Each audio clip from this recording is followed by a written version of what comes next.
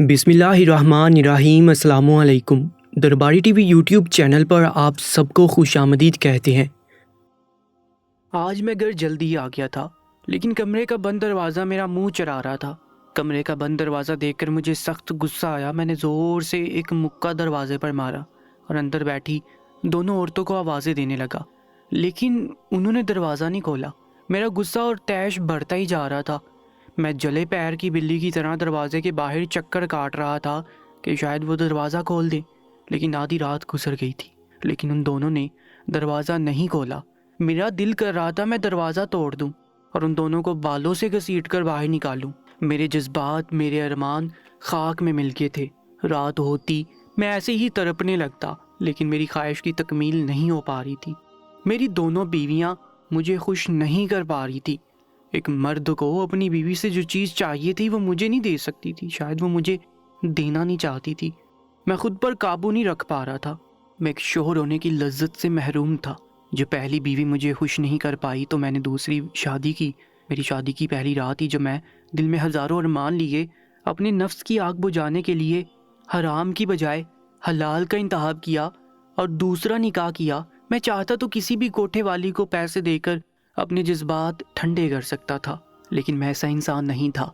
जो मैं अपनी दूसरी बीवी के पास गया, वो डरी हुई बैठी थी। उसका हुस्न सितारों को मात दे रहा था। उसको देखकर मेरे अंदर के जज्बात एकदम से जाग उठे, जिन्हें अब तक मेरी पहली बीवी ने सुला कर रखा था। मैं बहुत पुरजोश होकर आगे बढ़ा।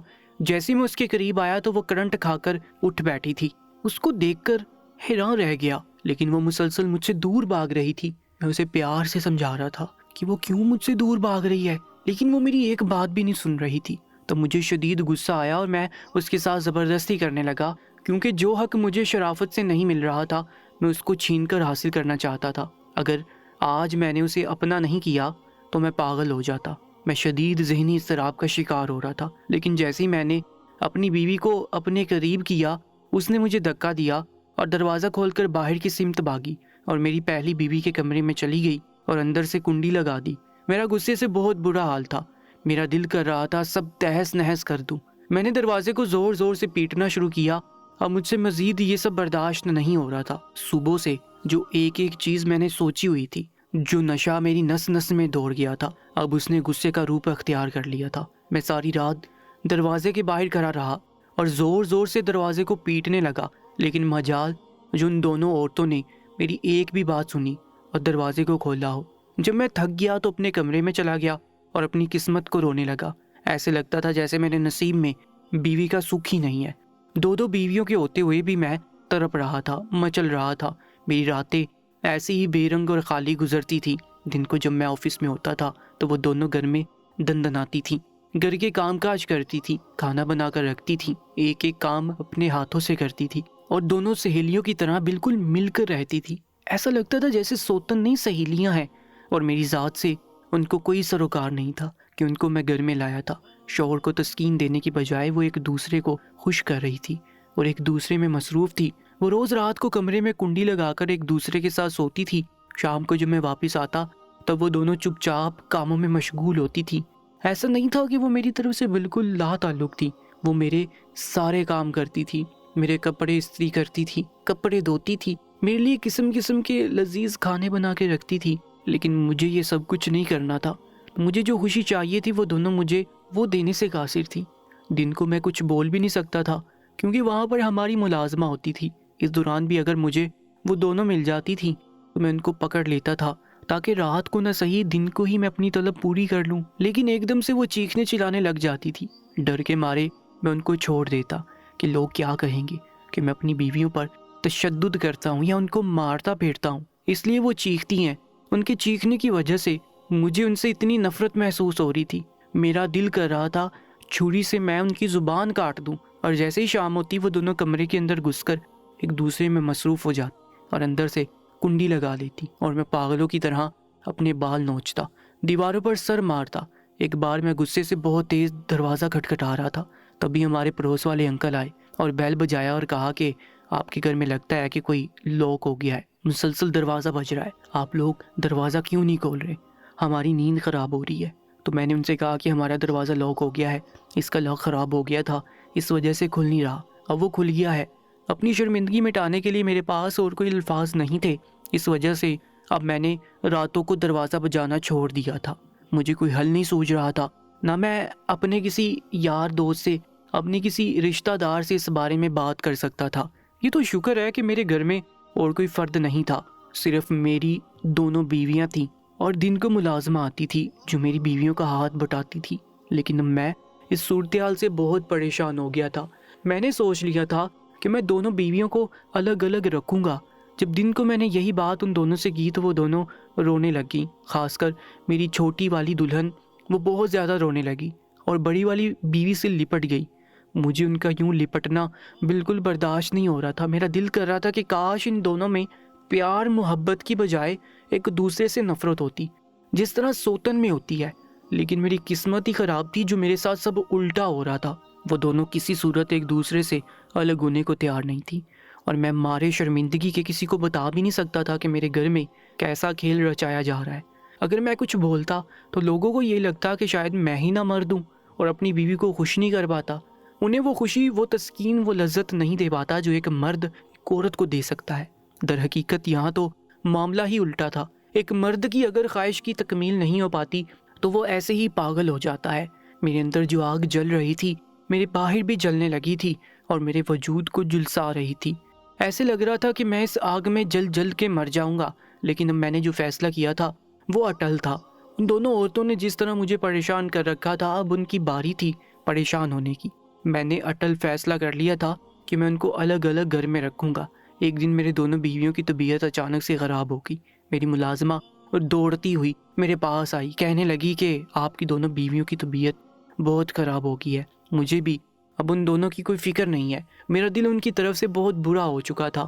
میرا دل کرتا تھا دونوں مر جائیں میری بلا سے، لیکن ملازمہ کی وجہ سے مجھے ان کے پاس جانا ہی پڑا۔ تو میں نے دیکھا میری دونوں بیویاں اپنے پیٹ پکڑ کر رو رہی ہیں، درد کے مارے ان کے رنگ پیلے پڑ گئے ہیں۔ میں نے فوراً سے ڈاکٹر کو بلایا۔ چیک اپ کرنے کے بعد ڈاکٹر نے جو خبر مجھے سنائی وہ سن کر میں حیرت سے دنگ رہ گیا، کیونکہ میری دونوں بیویاں ہی ایک ساتھ حاملہ۔ جانے کیسا امتحان تھا، یہ کیسی اذیت تھی کہ ختم ہونے کا نام نہیں لے رہی تھی۔ میں نے جو اپنے سکون، اپنی لذت کے لیے شادی کی تھی، وہی شادی میرے لیے عذاب بن گئی تھی، اور دوسری شادی کرنا میری اس سے بھی بڑی غلطی تھی۔ مجھے لگ رہا تھا مجھے جو پہلی بیوی خوش نہیں کر پائی تھی، دوسری بیوی سے میں وہ خوشی آرام سے حاصل کر لوں گا۔ لیکن یہ میری خام خیالی تھی۔ بیوی کا سکھ شاید میری زندگی میں شامل ہی نہیں تھا۔ میری ازدواجی زندگی بالکل بے رونق ہو گئی تھی۔ میں ویسے ہی کمارے کا کمارا تھا جیسے پہلے تھا۔ میں چاہتا تو اپنی خواہش کی تکمیل غلط راستہ اپنا کر سکتا تھا، لیکن میں گناہ کی طرف نہیں جانا چاہتا تھا۔ اب اس گھر میں میرا دم گھٹنے لگا، میری برداشت بالکل ختم ہو کر رہ گئی۔ اب میں نے سوچ لیا تھا کہ میں اپنی بڑی بہن کو بلاؤں گا جو ملک سے باہر رہتی ہے۔ وہ مجھ سے عمر میں بہت بڑی تھی۔ میرے ماں باپ نے اپنی زندگی میں ہی اس کی شادی کر دی تھی، پھر وہ اپنے شوہر کے ساتھ بیرون ملک سیٹل ہو گئی تھی۔ وہ مجھ سے فون پر بات کرتی تھی، اور جب ویڈیو کال میں بات کرتی تھی وہ یہی پوچھتی تھی کہ تم بیمار پریشان کیوں لگتے ہو اور دونوں بھابیاں کہاں پر ہیں۔ لیکن میں اس کو اپنی پریشانی نہیں بتاتا تھا، کیونکہ وہ دور پردیس میں بیٹھی تھی اور میرے لیے کچھ کر نہیں سکتی تھی۔ اس کو خواہ پریشان کیوں کرتا۔ لیکن اب جب مجھے کچھ سمجھ نہیں آ رہا تھا، میرا حال دیوانوں جیسا ہو رہا تھا، تو میں نے اپنی بہن کو کہا کہ میری طبیعت صحیح نہیں ہے، مجھے تمہاری ضرورت ہے، میں بہت پریشان ہوں، فوراً واپس آ جاؤ۔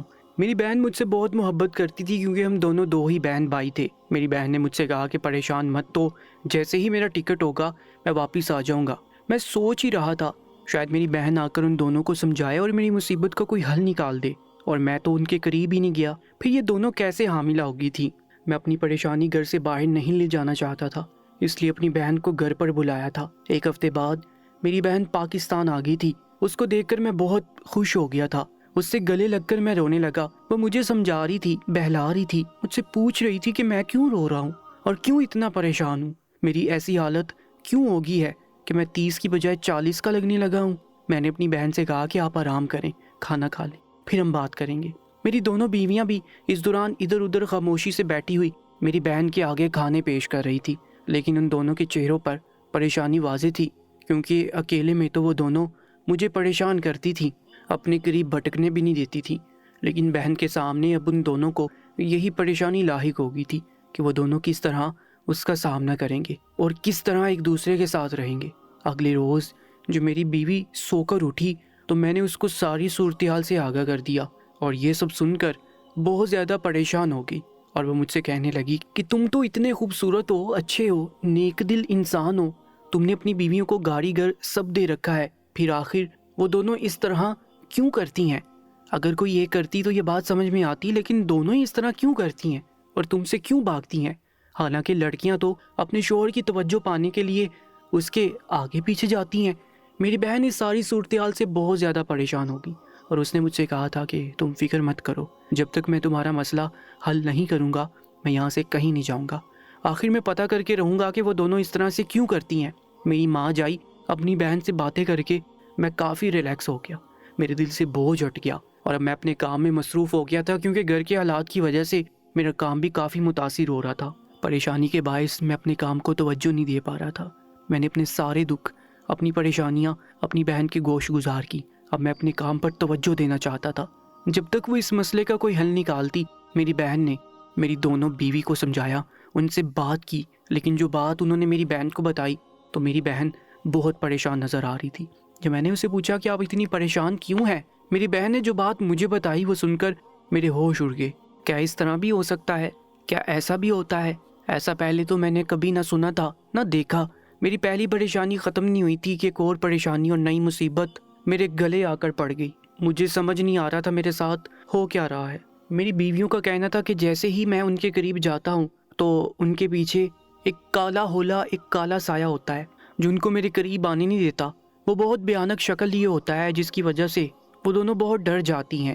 سارا دن ساری رات وہ انہیں نظر نہیں آتا، مگر جیسے ہی میں ان کے قریب آتا ہوں تو وہ میری بیویوں کو نظر آتا ہے اور انہیں خوفزدہ کر دیتا ہے۔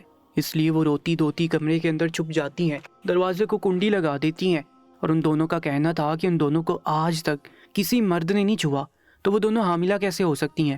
دونوں کا کہنا تھا کہ وہ بالکل پاک باز عورتیں ہیں، اور انہوں نے میری بہن کو رو رو کر ساری داستان سنائی، اور انہوں نے کہا کہ ہمیں سمجھ نہیں آتا کہ آخر ہمارے اس گھر میں چل کیا رہا ہے۔ وہ سایہ ہمیں گھر سے باہر بھی نکلنے نہیں دیتا کہ ہم گھر سے باہر آ جائیں اور کسی کو اپنی پریشانی، اپنا حال بتائیں۔ یہ بات سن کر میں اور میری بہن بہت زیادہ پریشان ہو گئے تھے۔ مجھے سمجھ میں نہیں آ رہا تھا میری بیویاں سچ بول رہی ہیں یا کوئی نیا ناٹک، کوئی نیا ڈھونگ رچا رہی ہیں، لیکن وہ قسمیں کھا کھا کر میری بہن کو یہ سب باتیں بتا رہی تھی۔ تو میری بہن سچ میں بہت زیادہ پریشان ہوگی، اور اس نے کہا کہ ہمیں کسی بزرگ سے رابطہ کرنا پڑے گا۔ اگر یہ سب سچ ہے تو ہم لوگوں نے ایک بزرگ سے رابطہ کیا جو کہ بہت نیک اور اچھا روحانی علاج کرتا تھا۔ اس بزرگ کو ہم اپنے گھر پر لے کر آئے۔ وہ بہت نورانی چہرے والا تھا، وہ بلا ضرورت نہیں بولتا تھا، وہ سارے گھر میں گھوم رہا تھا، بڑی غور و فکر سے وہ گھر کا معائنہ کر رہا تھا۔ اس دوران وہ بات کم کر رہا تھا، لیکن قرآنی آیتوں کا ورد کرتا جا رہا تھا، اور ورد کرتے کرتے وہ مسلسل مجھ پر بھی انہی آیات کا دم کر رہا تھا۔ ہم سب لوگ خاموشی سے بیٹھ کر ان کو دیکھ رہے تھے۔ تب انہوں نے جو بات ہمیں بتائی وہ سن کر ہمارے رونگٹے کھڑے ہو گئے۔ ان کا کہنا تھا کہ مجھ پر کسی نے شدید قسم کا کالا جادو کر رکھا ہے تاکہ میری بیویاں مجھ سے دور رہیں اور میں ان سے بیزار ہو کر ان کو طلاق دے دوں۔ انہوں نے کہا کہ میری بیویوں کا قصور نہیں ہے، واقعی میں وہ سچ بولتی ہے۔ یہ کالا سایہ جو میرے ارد گرد رہتا ہے وہ میری بیویوں کو میرے قریب آنے نہیں دیتا، ان کو خوف زدہ کرتا ہے۔ کسی نے اسی نیت سے کالا جادو کروایا ہے تاکہ تمہاری ازدواجی زندگی کامیاب نہ ہو سکے اور تم اپنے دونوں بیویوں کو طلاق دے سکو، اور سارے گھر پر کالے علموں کے اثرات ہیں۔ یہ سب سن کر ہم سب لوگ پریشان ہو گئے۔ آخر ایسا کون ہو سکتا ہے جو مجھ پر اور میری بیویوں پر اور میرے گھر پر کالا جادو کروائے؟ یہ باتیں غور کرنے جیسی تھیں۔ ابھی میں ان باتوں پر غور و فکر کر ہی رہا تھا کہ مجھے سامنے سے سمیہ آتی ہوئی دکھائی دی۔ سمیہ میرے پھپھو کی بیٹی تھی، وہ ہر وقت میری ارد گرد منڈلاتی رہتی تھی۔ کئی بار اس نے واضح الفاظ میں مجھ سے کہا وہ مجھ سے محبت کرتی ہے، مجھ سے شادی کرنا چاہتی ہے، لیکن میں نے اسے کہا کہ میں تمہیں پسند نہیں کرتا۔ مجھے سمیہ ٹائپ کی لڑکیاں پسند نہیں تھی، کیونکہ سمیہ بہت ہی ماڈرن لبرل تھی۔ میں نے آرام سے نرم الفاظ میں سمیہ کو انکار کر دیا تاکہ اس کو برا بھی نہ لگے، لیکن سمیہ پھر بھی باز نہیں آتی تھی۔ میری پہلی شادی کے بعد بھی وہ مجھ سے باتوں میں، اشاروں میں اپنی محبت کا اظہار کرتی رہتی تھی، یہاں تک کہ میں پہلی بیوی سے بیزار ہو کر دوسری شادی کر لی تاکہ وہ مجھے سکون اور لذت بخشے۔ لیکن جب دوسری بیوی سے بھی مجھے سکون میسر نہیں ہوا تو میں ذہنی طور پر بہت پریشان رہنے لگا، اور سمیہ میرے آفس میں ہی کام کرتی تھی اور وہ بہانے سے میرے قریب آتی تھی ایک لمحے کو مجھے یہ خیال بھی آیا تھا کہ میں نے سمیہ کو ریجیکٹ کر دیا، کم سے کم سمیہ مجھے وہ خوشی تو دیتی جو شادی شدہ مرد کا حق ہوتا ہے، کیونکہ جب انسان کو وہ خوشی نہ ملے، وہ حق نہ ملے، تب اسے خوبصورت سے خوبصورت اور اپنی آئیڈیل سے آئیڈیل بیوی بھی کسی کام کی نہیں لگتی۔ نہ جانے کیوں میں نے اس کو آتے دیکھا تو مجھے پہلا شک سمیہ پر ہی ہوا، کیونکہ پھپھو اور سمیہ مجھے باتوں باتوں میں اکثر ورگلاتے رہتے تھے۔ پھپھو کی بھی شدید خواہش تھی کہ میری شادی سمیہ سے ہو، کیونکہ وہ میرے باپ کی اکلوتی بہن تھی، لیکن آپ ہی جب ملک سے باہر شفٹ ہو گئی، میرے والدین کا انتقال ہو گیا، تو میرا ان سے ملنا جلنا بالکل کم ہو کر رہ گیا۔ کبھی کبھار اگر میری پھپھو سے ملاقات ہوتی تو وہ یہی بولتی تھی کہ تمہارے آسرے میں سمیہ اب تک بیٹھی ہوئی ہے، تم نے سمیہ سے شادی نہیں کی۔ میں سوچ رہی تھی کہ میرا اکلوتا بھائی ہے اور ہم دونوں بہن بھائی جڑ جائیں گے، تمہاری اور سمیہ کی شادی ہو گئی۔ میں نے پھپھو کو کہا کہ آپ سمیہ کی کہیں اور شادی کر دیں، کیونکہ میں سمیہ سے محبت نہیں کرتا۔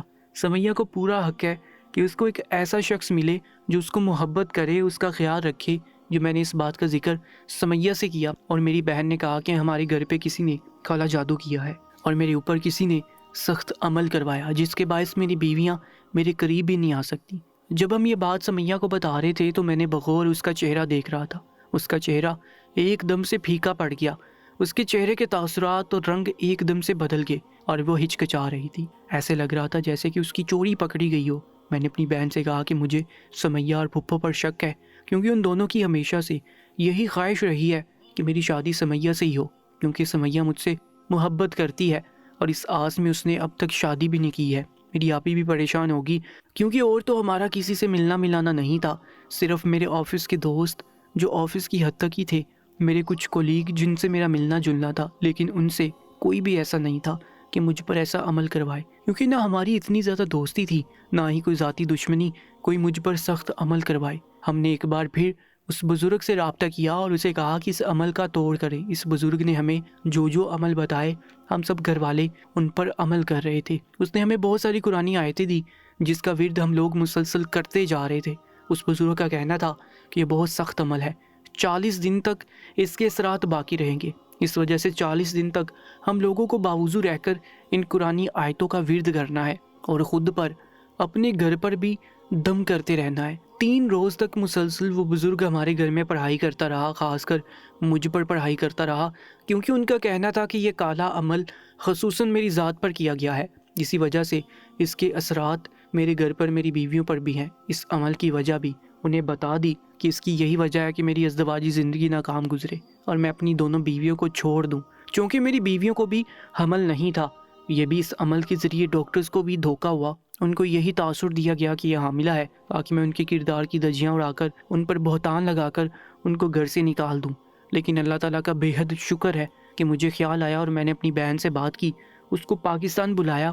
اس نورانی چہرے والے بزرگ کی وجہ سے اب مجھے اپنا آپ ہلکا پھلکا محسوس ہوتا تھا۔ وہ مجھے اچھی اچھی باتیں بتاتے تھے، نماز پڑھنے کی تلقین کرتے تھے، سارا دن قرآنی آیات کے حصار میں اور میرے گھر والے رہتے تھے۔ 40 دن کا عمل مکمل ہو گیا۔ اب تک میری بہن پاکستان میں ہی تھی، کیونکہ میں نے اس کو روک کے رکھا تھا۔ اس کے بچے اب کافی بڑے تھے، اس وجہ سے اس کو کوئی مسئلہ نہیں ہو رہا تھا۔ اب میں خود کو ہلکا پھلکا محسوس کر رہا تھا۔ میری بیویاں بھی اب مجھ سے باتیں کرتی، خوش دکھائی دے رہی تھی۔ جب 40 دن کا عمل مکمل ہوا اور مجھے اس بزرگ نے کہا کہ اب اس جادو کے اثرات بالکل ختم ہو کر رہ گئے ہیں، لیکن پھر بھی انہوں نے مجھ سے کہا کہ میں ہمیشہ چاروں کل پڑھ کر خود پر دم کیا کروں، کیونکہ اس سے جادو سایہ اثرات کچھ بھی ہوتا ہے تو وہ ہمارا کچھ بگاڑ نہیں سکتا۔ اب بزرگ نے مجھے اجازت دے دی تھی کہ میں اپنی دونوں بیویوں کے پاس جا سکتا تھا، لیکن میں اس شش و پنج میں تھا کہ میں کیسے اپنی دونوں بیویوں کے ساتھ انصاف کر پاؤں گا، کیونکہ اس وقت ذہنی اضطراب اور اپنے نفس کی تسکین نہ ملنے کی وجہ سے میں نے دوسری شادی کر لی تھی۔ لیکن اب جب مجھے پتہ چلا تھا کہ میرے ساتھ کیا معاملہ ہو رہا تھا تو حقیقی معنوں میں میں گھبرا گیا، لیکن میری دونوں بیویوں نے مجھے ہمت دی، حوصلہ دیا اور میں نے دونوں سے وعدہ کیا کہ میں دونوں کو برابر کے حقوق دوں گا۔ اسی طرح میں اپنی دونوں بیویوں کے پاس گیا اور شادی کے اتنے عرصے بعد مجھے وہ تسکین، وہ خوشی ملی جو ایک شادی شدہ مرد کو چاہیے ہوتی ہے۔ میری دونوں بیویاں بھی خوش اور مطمئن دکھائی دے رہی تھی، کیونکہ ازدواجی زندگی کی خوشی مرد کے ساتھ عورت کو بھی چاہیے ہوتی ہے، لیکن اس کالے علم کی وجہ سے میں اور میری دونوں بیویاں اس خوشی سے محروم رہ گئی تھی اور میری شادی کے ابتدائی دن اسی کالے عمل کی وجہ سے ضائع ہو گئے تھے۔ میرا دل کر رہا تھا کہ مجھے پتہ چلے کہ کس نے مجھ پر یہ عمل کیا جس کی وجہ سے میں شدید اذیت اور غم میں غصے کی کیفیت میں رہا۔ اگر اب بھی اس کا توڑ نہیں ہوتا تو شاید میں پاگل ہو کے پاگل خانے کے اندر اس وقت موجود ہوتا۔ میرے ذہن میں ایک خیال آیا، میں نے اچانک بغیر بتائے پھپھو کے گھر چلا گیا۔ پھپھو سمیہ مجھے یوں اچانک دیکھ کر حیران رہ گئی تھی اور مجھ سے میرے آنے کی وجہ دریافت کی تو میں نے ان کو کہا کہ میں نے اپنے گھر پر قرآن خوانی رکھوائی ہے کیونکہ بڑی مشکل سے ہماری زندگی ایک نارمل ڈگر پر چلنے لگی ہے، ورنہ تو کچھ لوگوں نے ہمارے ساتھ بہت برا کرنے کی کوشش کی تھی، مگر اللہ تعالیٰ کا شکر ہے کہ اس نے ہمارے حال پر رحم فرمایا۔ میں نے پھپھو کو ساری روداد سنائی کہ ہم پر کالا جادو کیا گیا تھا، کالے جادو کی وجہ سے میری زندگی متاثر ہو گئی تھی، میں پاگل ہونے کو تھا۔ میری باتوں کو سن کے وہ زیادہ چونکی نہیں، جیسے کہ ان کو پہلے سے سب کچھ پتا ہو، اور ان کے چہرے کے تاثرات بھی بالکل سمیہ جیسے تھے۔ پتہ نہیں یہ میرا وہم تھا یا حقیقت، لیکن ان دونوں ماں بیٹی کے چہرے دیکھ کر صاف محسوس ہو رہا تھا جیسے کہ اس سب کے پیچھے ان کا ہاتھ ہو۔ اور یہی سوچ کے میرے دل میں نہ جانے کیا خیال آیا کہ میں نے ہوا میں تیر چلایا اور پھپھو کو کہا کہ پھپھو آپ نے اور سمیہ نے میرے ساتھ ایسا کیوں کیا؟ تو میری بات سن کر وہ دونوں چونک گئی اور حیران ہو کر مجھے دیکھنے لگی اور کہنے لگی کہ کیا مقصد ہے، تم کہنا کیا چاہتے ہو؟ میں نے ان سے کہا کہ میں یہی کہنا چاہتا ہوں کہ آپ لوگوں نے میری زندگی خراب کرنے میں کوئی کسر نہیں چھوڑی، آپ لوگوں نے مجھ پر کالا عمل کروایا جس کی وجہ سے میں اپنی بیویوں کے قریب نہیں جا سکتا تھا۔ یہ سب آپ لوگوں نے اس لیے کیا کیونکہ آپ چاہتی تھی کہ میری شادی سمیہ سے ہو۔ میں نے سمیہ سے شادی نہیں کی، اس وجہ سے آپ لوگ اس حد تک گر گئے کہ آپ لوگوں نے مجھ پر ایسا عمل کروایا کہ میں پریشان ہو کر رہ گیا۔ ایسے اچانک افتاد پر وہ ماں بیٹی دونوں گھبرا گئے اور پھر بولنے لگے کہ تم ہم پر جھوٹے الزامات لگا رہے ہو، ہم نے ایسا کچھ نہیں کیا، بھلا ہم لوگ ایسا کیوں کریں گے؟ سمیہ کو رشتوں کی کیا کمی ہے کہ وہ ایک شادی شدہ مرد سے شادی کرے، وہ بھی اس مرد سے جس کی 2 شادیاں ہو چکی ہیں؟ مگر میں نے ان سے کہا کہ مجھے بزرگ نے بتایا ہے کہ آپ لوگ ہی ہیں جنہوں نے مجھ پر جادو کروایا۔ میرا اتنا کہنا تھا کہ سمیہ ہذیانی کیفیت میں چیخنے لگی، کہنے لگی ہاں میں نے کروایا تھا کالا جادو، تم کیا بگاڑ لو گے میرا؟ میں پھر سے تم پر جادو کرواؤں گی، میں تم سے محبت کرتی ہوں، تم سے شادی کرنا چاہتی ہوں، اتنے سالوں سے میں تمہارے پیچھے خار ہو رہی ہوں، لیکن تم ہو کہ مجھے نظر انداز کیے ہوئے ہو۔ اس کی باتوں کو سن کر میں حیران ہو گیا، مطلب میں نے جو ہوا میں تیر چلایا تھا وہ صحیح ثابت ہوا تھا، سمیہ اور پھپھو ہی تھی جنہوں نے یہ سب کیا تھا۔ ایسا کہہ کر سمیہ چیختی چلاتی ہوئے اپنے کمرے کی طرف بھاگ گئی اور میں نے پھپھو کی طرف دیکھ کر کہا کہ مجھے آپ سے یہ امید ہرگز نہیں تھی، اور وہ شرمندہ ہوگی، سر جھکا کر کہنے لگی کہ میں نے کچھ نہیں کیا۔ میں نے سمیہ کو بہت بار منع کیا، اسے روکنے کی کوشش کی، لیکن نہ جانے کن سرگرمیوں میں پڑ گئی اور تمہارے پیچھے پاگل ہو گئی، اس وجہ سے اس نے یہ غلط راستہ اختیار کیا ہے۔ میں نے کہا پھپھو آپ کو پتہ ہے کہ میں نے کیا کیا تکلیفیں جھیلی، کیسی کیسی مصیبتیں برداشت کی، آپ اپنی بیٹی کو روک سکتی تھی، آپ مجھے بتا سکتی تھی، لیکن آپ نے ایسا نہیں کیا، آپ نے اپنی بیٹی کی غلطی پر پردہ ڈال دیا۔ میں اتنا کہہ کر غصے سے اپنے گھر واپس آ گیا اور اپنی دونوں بیوی اور بہن کو ساری روداد سنائی تو وہ لوگ بھی حیران رہ گئے۔ کچھ لوگ کتنے سنگ دل ظالم ہوتے ہیں، اپنی خوشی کے لیے دوسروں کی زندگیوں سے کھیل جاتے ہیں، ان کی زندگیاں برباد کرتے ہیں، ان کا ذہنی سکون چھین لیتے ہیں۔ سمیہ بھی ایسے ہی سنگ دل اور سیلفش تھی، وہ صرف اپنے بارے میں سوچ رہی تھی۔ محبت وہ نہیں ہوتی جو چھین کر زور زبردستی سے حاصل کی جائے، محبت کے کچھ تقاضے، کچھ اصول ہوتے ہیں۔ محبت سچی ہو تو محبوب کی خوشی میں ہی خوش رہنا سکھا دیتی ہے، لیکن سمیہ کو مجھ سے محبت نہیں تھی، اس کی ضد تھی جو اسے ہر حال میں پوری کرنی تھی۔ دوستو آج کی سچی کہانی کے بارے میں اپنی قیمتی رائے سے میں ضرور آگاہ کیجیے گا۔ مزید ایسی ہی کہانیوں اور سچے واقعات کے لیے ہمارے یوٹیوب چینل کو سبسکرائب کر لیجیے گا۔ انشاءاللہ ملاقات ہوگی ایک نئی ویڈیو میں، تب تک کے لیے اللہ نگہبان۔